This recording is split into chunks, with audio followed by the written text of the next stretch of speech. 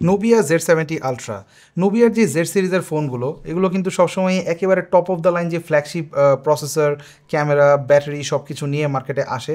যদিও এটা একেবারে ট্রেডিশনাল যে ফোনগুলো রয়েছে সেগুলোর ফ্লেভার আমাদেরকে দেয় না, এটা একটু ইউনিক একটা ফ্লেভার প্রোভাইড করে থাকে, যেমন আমরা অ্যাপল বা স্যামসাংয়ে যেই ফ্লেভারটা পেয়ে থাকি। তবে এই ফোনগুলোর যে ডিজাইন ল্যাঙ্গুয়েজ বা ওভারঅল যেটা অফার করছে ফোনগুলো, সেটারও যে একটা আলাদা ফ্যান বেস রয়েছে, এই ব্যাপারটা নিয়ে কিন্তু দ্বিমত করার খুব একটা সুযোগ নেই।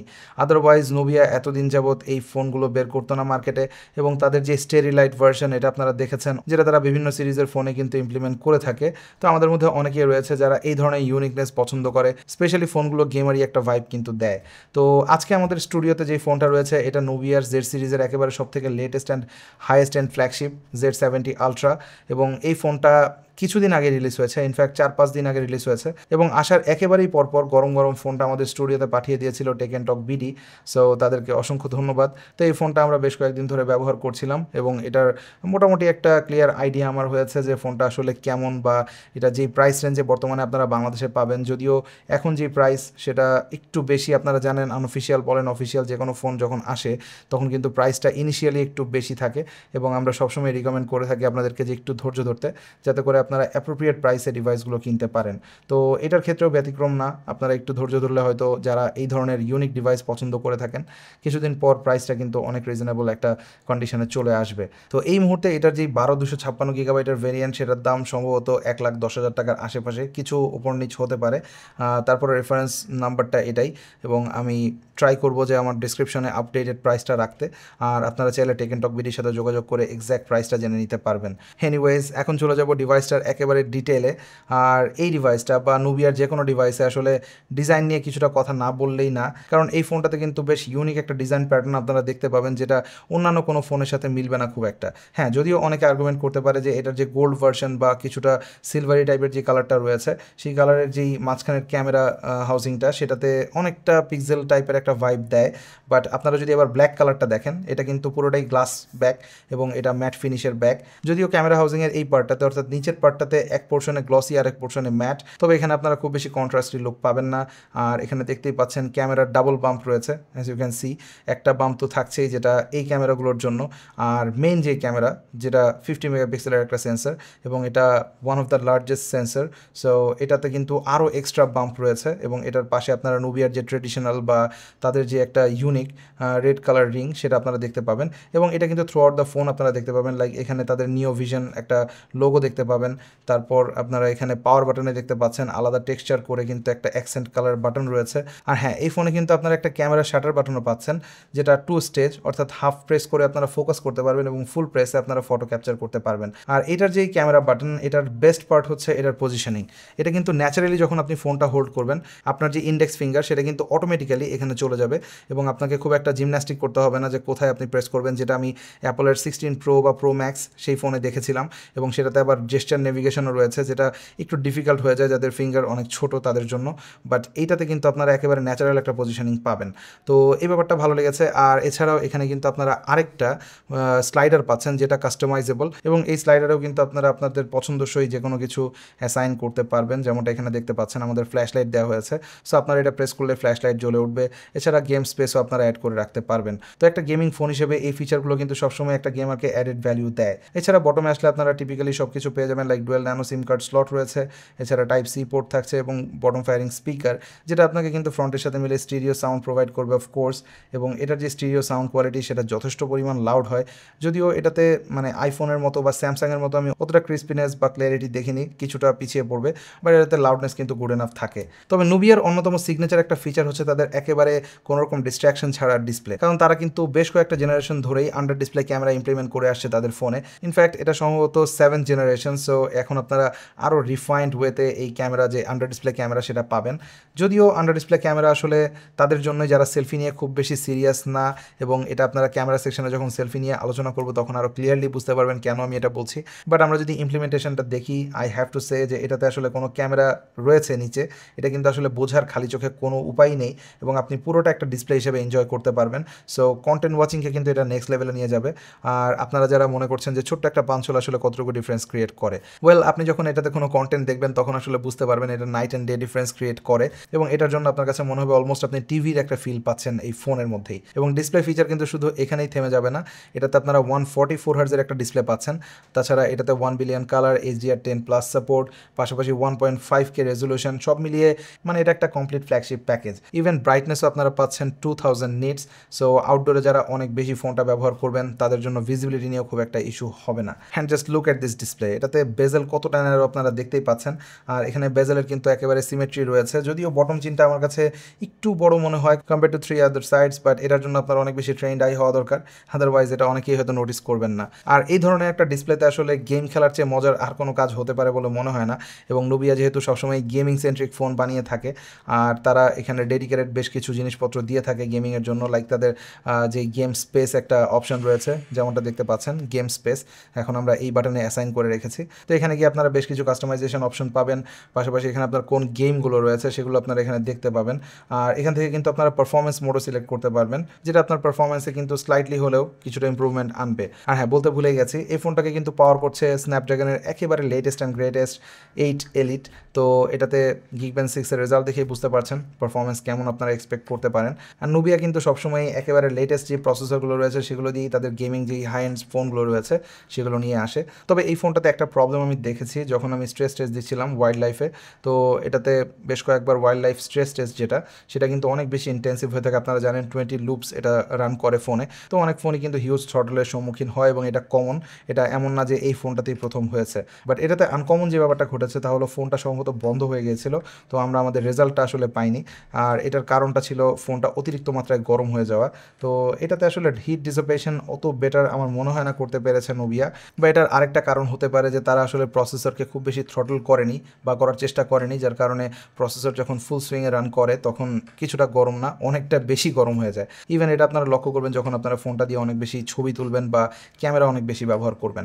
ওকে, তো একটু গেমিং নিয়ে কথা বলি। ফোনটাতে আমরা মূলত জেনশন ইম্প্যাক্ট খেলেছিলাম এবং যেমনটা রেজাল্টে দেখতে পাচ্ছেন, এটা যদি আপনারা গেম স্পেস থেকে পারফরমেন্স একেবারে হাইয়েস্টে দিয়ে নেন সেই ক্ষেত্রে একেবারে ফ্ললেস পারফরমেন্স আপনারা পাবেন। এবং গেমিংয়ের সময় লং টার্ম গেমিংয়েও আমি খুব বেশি থ্রটল কিন্তু একেবারেই লক্ষ্য করিনি। তবে হ্যাঁ, ফোনটা আবারও গরম হচ্ছিল কিছুটা, যেটা আমার কাছে মনে হয়েছে অনেকটাই সফটওয়্যার ইস্যু হতে পারে, maybe, I don't know. But ফোনটা ইউজুয়ালের চাইতে একটু বেশি গরম হচ্ছিল, এটা নিয়ে কোনো সন্দেহ নেই। তবে রেগুলার টাস্কে ফোনটাতে একেবারেই কোনো রকম সমস্যা আপনারা দেখতে পাবেন না। যেমনটা দেখতে পাচ্ছেন এটাতে যে ইউআই, তারা কিন্তু বেশ ক্লিন ইউআই রাখার চেষ্টা করে সবসময়। নুবিয়ার যে নেবুলা ওএস সেটাতে কোনো রকম প্রি ইনস্টল ব্লোটওয়্যার আসে না, যেটা আমার কাছে মনে হয় সবসময় একটা পজিটিভ দিক। পাশাপাশি এটার যে সফটওয়্যার এক্সপিরিয়েন্স, এখানে কিন্তু আপনারা কাস্টমাইজেশনের কিছু অপশন পাবেন, বাট সেগুলো কিন্তু খুবই গুরুত্বপূর্ণ কাস্টমাইজেশন অপশন, যেগুলো দিয়ে আপনার ফোনের যে ওভারঅল এক্সপিরিয়েন্স সেটাকে আপনি চেঞ্জ করতে পারবেন। এটা আপনার ফোনকে যে খুব বেশি হেভি লোড দেবে এরকম না। তো এটাতে ইউআই নেভিগেশন সব কিছু ফ্যান্টাস্টিক, এবং সেটিংসে আপনারা নেবুলা এআই প্লাস একটা অপশন পেয়ে যাবেন, যেখানে আপনারা জেড স্মার্ট স্লাইডার একটা বার পাবেন, যেটা দিয়ে আপনারা বিভিন্ন অ্যাপ এখানে কাস্টমাইজ করে রাখতে পারবেন এবং আপনারা অন দ্য ফ্লাই ইউজ করতে পারবেন। পাশাপাশি এখানে এআই ট্রান্সলেট রয়েছে, যেটা আপনার একেবারে রেগুলার কোনো কন্টেন্ট ওয়াচিংয়ের সময় আপনি যদি সেটা এনেবল করে রাখেন কোনো একটা পার্টিকুলার ল্যাঙ্গুয়েজ থেকে আরেকটা ল্যাঙ্গুয়েজে, সেটা আপনাকে ট্রান্সলেট করে রিয়েল টাইম যে সাবটাইটেল সেটা দেখাবে। তো এই ফিচারগুলো অনেকেরই কাজে লাগবে, এবং এটা এই ফোনের জন্য যে ইউনিক তা কিন্তু না। এখন আমরা ফ্ল্যাগশিপ বেশিরভাগ ফোনেই দেখতে পাচ্ছি যে তারা এআই এর ব্যবহার করছে দিনে দিনে, তো এটা একটা পজিটিভ দিক। আর এআই নিয়ে যেহেতু কথা বলছি, তো এই ফোনটার ক্যামেরা নিয়ে একটু কথা বলা যাক। এই ফোনটার ফ্রন্ট ফেসিং যে ক্যামেরা, এখানে আপনারা জানেন অলরেডি যেটা আন্ডার ডিসপ্লে ক্যামেরা, সো এখানে কিন্তু অলরেডি অনেক কম্প্রোমাইজ করতে হয় যে কোনো ব্র্যান্ডকে যদি এটা ইমপ্লিমেন্ট করতে চায় তারা। তো এই ফোনটাতে নুবিয়া এআই এর অনেক কিছু করেছে, লাইক আপনারা যে ইমেজটা দেখতে পাবেন এটা কিন্তু এআই প্রসেসড একটা result. But again as always আমার কাছে কখনোই আন্ডার ডিসপ্লে ক্যামেরা খুব একটা ভালো কোয়ালিটির মনে হয় না, সেটা যত টাকার ফোনই হোক না কেন। তো এখানে আমরা ইউনিক কিছু দেখতে পাচ্ছি না, স্পেশালি আপনি যদি খুব বেশি ব্রাইট হাইলাইটে ছবি তোলেন সেলফি, সেই ক্ষেত্রে হোয়াইট ব্যালেন্স তো একেবারে 12টা বাজিয়ে ফেলেই। পাশাপাশি আপনারা একটা ফ্লেয়ার দেখতে পাবেন, যেটা মূলত এর যে গ্লাস, ক্যামেরার উপরের যে থিক গ্লাস বা ডিসপ্লে লেয়ার সেটা থেকে আসে। তো এটা আসলে ফিজিক্যালি এখন পসিবল না এর থেকে ইম্প্রুভমেন্ট দেয়া, তবে সামনে হয়তো আমরা এর ইম্প্রুভ ভার্সন দেখতে পাবো। আর প্রবলেমটা আমি বেশি দেখেছি পোর্ট্রেট মোডে, এখানে কেমন একটা গ্লো এফেক্ট দিয়ে দেয় চারিদিকে, তো এটা আমার কাছে খুব একটা পছন্দসই হয়নি। আর বিউটিফিকেশন তো আপনি অফ করে রাখলেও কিছুটা মারবে, যার কারণে আপনার ফেসটা অনেক বেশি ফ্ল্যাট লাগে। আচ্ছা, ফ্রন্ট ফেসিং ক্যামেরা নিয়ে অনেক দুর্নাম করলাম, বাট এই ফোনটা আমার মনে হয় যারা কিনবে তারা এই ডিসপ্লের জন্যই কিনবে এবং ডিসপ্লে এক্সপিরিয়েন্সের জন্য কিনবে। সো তারা হয়তো ফ্রন্ট ফেসিং ক্যামেরা নিয়ে এত বেশি সিরিয়াস না, লাইক মি, আমি অনেক বেশি সেলফি তুলি না, বাট এই ফোনটার যে রিয়ার ক্যামেরা সেটা নিয়ে কিন্তু নুবিয়া যথেষ্ট সিরিয়াস, কারণ এখানে আপনারা প্রাইমারি যেই লেন্সটা পাচ্ছেন এটা কিন্তু বেশ বড় সাইজের, এবং এখানে আপনারা 9 স্টপ অ্যাপারচার পাচ্ছেন, যেটা দিয়ে ফিজিক্যালি আপনারা অ্যাপারচার কন্ট্রোল করতে পারবেন বা লাইট কন্ট্রোল করতে পারবেন। আর এটাতে আমরা ডে লাইট লো লাইটে প্রচুর ছবি তুলেছি, যেমনটা আপনারা দেখতে পাচ্ছেন ছবিগুলো, স্পেশালি যদি কোনো অবজেক্টের ছবি হয়, স্কাইয়ের ছবি হয়, সেক্ষেত্রে কালার কিছুটা বুস্টেড থাকে, বাট দেখতে আই ক্যাচি লাগে, নো ডাউট। আর স্কিন টোনের কথা যদি বলি, কিছু জায়গাতে খুব ভালো রেজাল্ট দিয়েছে, আবার কিছু জায়গাতে একটু মানে স্মুথ করে ফেলে। ইভেন আমি যদি বিউটিফিকেশন একেবারে সব থেকে লোয়েস্ট মোডে দিই তারপরও, আর এক্সপোজার কম্পেনসেশনও কিছু জায়গাতে ব্লান্ডার করে, বাট অনেক জায়গাতে আবার ভালো রেজাল্ট আমরা পেয়েছি। সো এটা কিছুটা মিক্স ব্যাগ আমি বলবো। তাছাড়া হেভি লাইটিংয়ের সাবজেক্ট যদি খুব বেশি ব্রাইট হয় লাইক ইয়েলো বা রেড, সেগুলো একটু ওভার স্যাচুরেট করে, আর ওভারঅল যেই এক্সপোজার কম্পেনসেশন সেটাও খুব বেশি কন্ট্রোল থাকে না, যেটা বেশিরভাগ ফোনের ক্ষেত্রেই সত্য। এটা শুধুমাত্র হাই এন্ড যে ক্যামেরাগুলো রয়েছে সেগুলোতে আপনারা বেটার রেজাল্ট পাবেন, বাট ফোনের ক্ষেত্রে বেশিরভাগ জায়গাতে এসব কম্প্রোমাইজ থাকে। বাট এই ফোনটাতে পোর্ট্রেট মোডে আমি বেশ satisfied, as you can see. এটাতে কিন্তু এজ ডিটেকশন বেশ ভালো ছিল, এবং পোর্ট্রেটের যে ছবিগুলো সেটা অনেক বেশি পপ করে। যদি এটা কমিয়ে নিলে আর একটু ন্যাচারাল ডেপথ অফ ফিল্ড আপনারা পাবেন, বাট যদিও অনেকেই রয়েছে যারা এই ধরনের রেজাল্টও পছন্দ করবে। আর এই হচ্ছে কিছু আর্টিফিশিয়াল কন্ডিশনের লো লাইটের রেজাল্ট। এখানেও আমরা খুব বেশি নেগেটিভ কিছু পাইনি, একেবারে নিট পিকে হয়েও কিছু ছবিতে শ্যাডোতে নয়েজ ছিল, বাট এটা একেবারেই ম্যানেজেবল ছিল। এছাড়াও এতে 50 মেগাপিক্সেলের একটা আলট্রা ওয়াইড পাচ্ছেন, যেটাতে আপনারা মোটামুটি সেম অ্যালগোরিদম পাবেন রিয়ার ক্যামেরার যে মেইন ক্যামেরাটা সেটার মতো। আর এতে যে পেরিস্কোপ জুম লেন্সটা দেখতে পাচ্ছেন সেটা আপনাকে 2.7x অপটিক্যাল জুম দেবে উইথ ওআইএস, যেটা দিয়ে আমরা 50x পর্যন্ত জুম করে ছবি তোলা ট্রাই করেছি, এবং এটাতে যে ওআইএস সেটা কিন্তু বেশ ভালো কাজ করে। বাট এই ছবিগুলো একেবারে অয়েল পেইন্টেড লাগবে, যেটা আমরা টিপিক্যালি সবগুলো স্মার্টফোনেই দেখে থাকি, এবং কোনোটাই কিন্তু খুব শার্প বা ওয়েল ডিটেইল ছবি প্রোভাইড করতে পারে না। তো এটাও তার ব্যতিক্রম ছিল না। বাট এই ফোনটা যে জায়গাতে ব্যতিক্রম তা হচ্ছে এর ভিডিও ক্যাপাবিলিটি। এতে কিন্তু আপনারা 4K 120 পর্যন্ত ভিডিও রেকর্ড করতে পারবেন, আর এছাড়াও এতে 8K 30 FPS পর্যন্ত রেকর্ডিংয়ের সাপোর্ট রয়েছে। যদিও 8Kটা আমার জন্য পার্সোনালি খুব বেশি ইম্পর্টেন্ট না, বাট 4K 120 এটা কিন্তু বেশ চমৎকার একটা ফিচার, যেটা আমরা আইফোনও দেখেছি রিসেন্টলি অ্যাপল লঞ্চ করেছে। তো এটা দিয়ে আপনারা স্লো মোতে 4K ভিডিও রেকর্ড করতে পারবেন, এবং এটা কিন্তু আপনারা চাইলে সিরিয়াস কন্টেন্ট মেকিংয়ের জন্য ইউজ করতে পারেন, এবং 4K 120তেও কিন্তু আপনারা ভালো স্টেবিলাইজ শট পাবেন। তো ক্যামেরা সেকশনে আসলে মিক্স ব্যাক ফিলিং, যেহেতু ফোনটা 100K প্লাস একটা ফোন, তো এটাতে এক্সপেকটেশন ডেফিনেটলি একটু বেশি থাকবে। তো সেই অনুযায়ী আমি সত্যি বলতে অনেক বেশি স্যাটিসফাইড এরকম বলতে পারবো না, বাট এটার রিয়ার ক্যামেরা আবার আমাদেরকে বেশ কিছু জায়গাতে চমৎকার ছবি দিয়েছে। সো ওভার দ্য টাইম, যেহেতু এটা গ্লোবাল ভার্সনের ফোন, সো সফটওয়্যার আপডেটের মাধ্যমে কিন্তু এগুলো ইমপ্রুভ করা পসিবল। বাট যে জায়গাতে ইমপ্রুভমেন্টের কোনো দরকার নেই সেটা হচ্ছে ব্যাটারি ক্যাপাসিটি, কারণ এতে 6150 মিলি অ্যাম্পিয়ারের ব্যাটারি পাচ্ছেন, যেটা সম্ভবত ফ্ল্যাগশিপে আমার দেখা এখন পর্যন্ত হাইয়েস্ট। আমরা একসময় 5000 মিলি অ্যাম্পিয়ারকে আসলে স্ট্যান্ডার্ড ধরতাম, স্পেশালি ফর গ্যালাক্সি, মানে গ্যালাক্সি S23 আলট্রা বা 24 আলট্রা। বাট এইটাতে যেই সাইজের ব্যাটারি আপনারা পাচ্ছেন আউট অফ দ্য বক্স, এটা আসলেই প্রশংসার দাবি রাখে। আর ফোনটা যে এই কারণে খুব বেশি ঠিক হয়ে গেছে এটা আমি বলবো না, বাট ফোনটার ওভারঅল সাইজ কিন্তু বেশ বড়, 6.85 ইঞ্চের একটা ডিসপ্লে আপনারা এতে পাচ্ছেন। সো বুঝতেই পারছেন ফোনটা বেশ লার্জার সাইজের, বাট তারপরও এটার যে ব্যাটারি লাইফ সেটা অ্যাবসলুটলি অ্যামেজিং। ইজিলি আপনারা 2 দিনের ব্যাটারি লাইফ কিন্তু এই ফোন থেকে পাবেন। আর এর সাথে বক্সে আপনারা 80 ওয়াটের একটা চার্জারও পেয়ে যাবেন, যেটা PD ফাস্ট চার্জিং সাপোর্টেড, পাশাপাশি কেবলও রয়েছে type C to type C. আর হ্যাঁ, এটার সাথে কিন্তু একটা বেশ চমৎকার দেখতে কেসও আসে, যেটা সিলিকন কেস হলেও এটাতে একটা ইউনিকনেস রয়েছে, এবং এটাতে আপনারা যখন কেসটা প্রোটেক্ট করার জন্য লাগাবেন, ওভারঅল ফোনের ডিজাইনকে অনেকটা রিজেম্বল করে। তো ওভারঅল একটা ফ্ল্যাগশিপ ফোন হিসেবে এই ফোনটাতে আসলে যেমনটা আমরা এক্সপেক্ট করি যেই জায়গাগুলোতে, এটাতে অনেক জায়গায় কিন্তু একেবারে ফুললি স্যাটিসফ্যাক্টরি রেজাল্ট আমরা পেয়েছি। লাইক এটার যে পারফরমেন্স সেটা নিয়ে কোনো রকম সন্দেহ নেই, এবং সাস্টেইন পারফরমেন্স আমি গেমিংয়ের সময় পেয়েছি, বাট যখন বেঞ্চমার্ক দিচ্ছিলাম তখন কিছুটা গরম হয়, বা যখন আমি ক্যামেরা অনেক বেশি ইউজ করছিলাম তখনও কিছুটা গরম হয়। বাট অন্যান্য দিকে যেমন এটার যে ডিসপ্লে এক্সপিরিয়েন্স, ও হ্যাঁ, এটাতে কিন্তু ডিসপ্লে আন্ডার ডিসপ্লে ফিঙ্গারপ্রিন্ট আপনারা পাচ্ছেন, যেটার পজিশন বেশ পারফেক্ট, এবং ন্যাচারালি আপনার থাম দিয়ে কিন্তু আপনি আনলক করতে পারবেন, যেটার স্পিডও বেশ ভালো। তো সব মিলিয়ে ফোনটা কিন্তু আসলে একটা ফ্ল্যাগশিপ এক্সপিরিয়েন্সই আপনাকে প্রোভাইড করবে।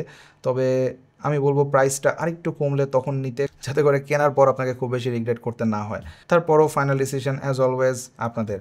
আর আমার পরনে এই হুডিটা এতক্ষণ যারা দেখছেন এবং ভাবছেন এটা কোন ব্র্যান্ডের, এটা ব্রিজ বি থেকে আমার কাছে পাঠিয়েছে, এবং তারা কিন্তু বেশ কোয়ালিটি ক্লোদিং ব্র্যান্ড। তাদের ওয়েবসাইটে গেলে আপনারা হুডি থেকে শুরু করে আরও বিভিন্ন প্রোডাক্ট পেয়ে যাবেন, like T shirts, polo shirts এগুলো। এবং আমার ভিউয়ার্স যারা রয়েছেন তারা যদি তাদের কাছ থেকে কোনো কিছু পারচেস করতে চান, সেক্ষেত্রে রাতুল 10 এই কোডটা ব্যবহার করলে আপনারা কিন্তু 10% ডিসকাউন্ট পেয়ে যাবেন প্রত্যেকটা প্রোডাক্টে। আর এই হুডিগুলো এখন তাদের একেবারে লেটেস্ট কালেকশন, এবং এটার বেশ কয়েকটা ডিজাইন তাদের কাছে অ্যাভেলেবল রয়েছে। তাদের ওয়েবসাইট এবং ফেসবুক পেজের লিঙ্ক আমি ডিসক্রিপশনে দিয়ে দিব, so go check them out. দেখা হবে পরবর্তী কোনো ভিডিওতে, সে পর্যন্ত সবাই অনেক ভালো থাকবেন, সুস্থ থাকবেন। আল্লাহ হাফেজ।